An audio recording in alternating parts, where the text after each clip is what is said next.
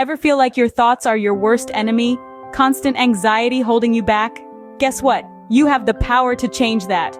Hey everyone here. Today we're diving into the science-backed power of reframing negative thoughts and its amazing ability to reduce anxiety. What if I mess up? They'll think I'm stupid. This is going to be awful.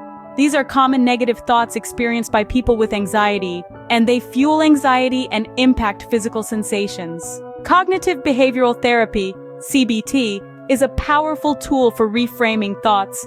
By identifying thought patterns, challenging their validity, and replacing them with healthier alternatives, CBT has been shown to be as effective as medication for treating anxiety.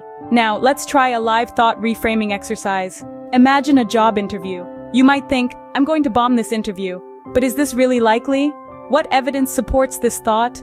Are there alternative explanations? Instead, consider, I'm prepared and have practiced. I can focus on my strengths and do my best.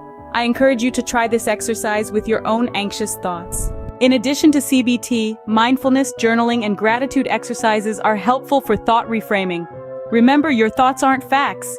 Take control of your anxiety by reframing negative thoughts. You got this.